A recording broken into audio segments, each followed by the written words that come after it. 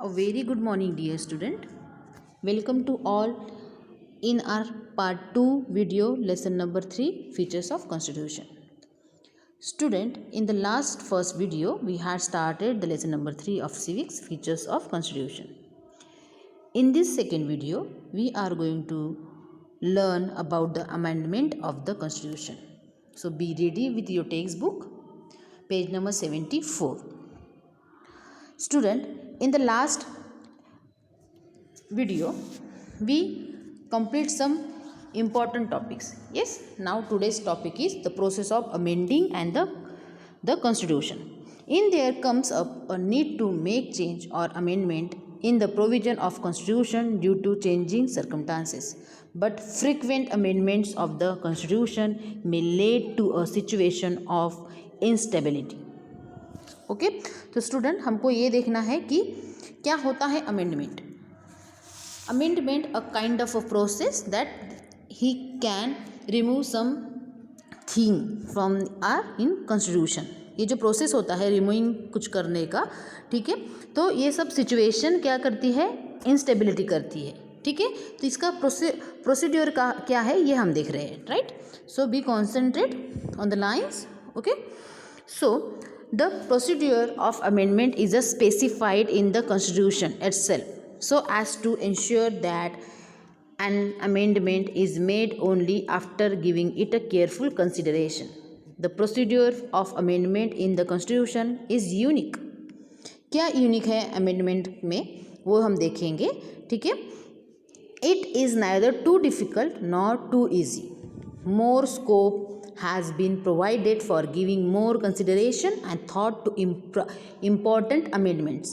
The procedure is also flexible to ensure that general amendment can be brought about easily.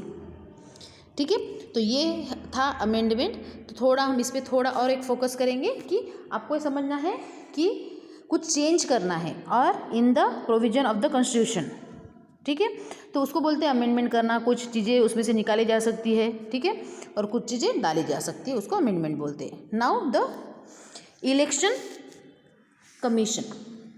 You must have read about the election commission in the newspaper since India has adopted a democratic form of government. People have to elect their representatives periodically. For this the election have to be conduct in a free and fair atmosphere. Only then will the citizen be able to elect a candidate of their choice without any fear or pressure. If the government were to conduct election, there might be no guarantee of such a free, fair and just atmosphere for the election.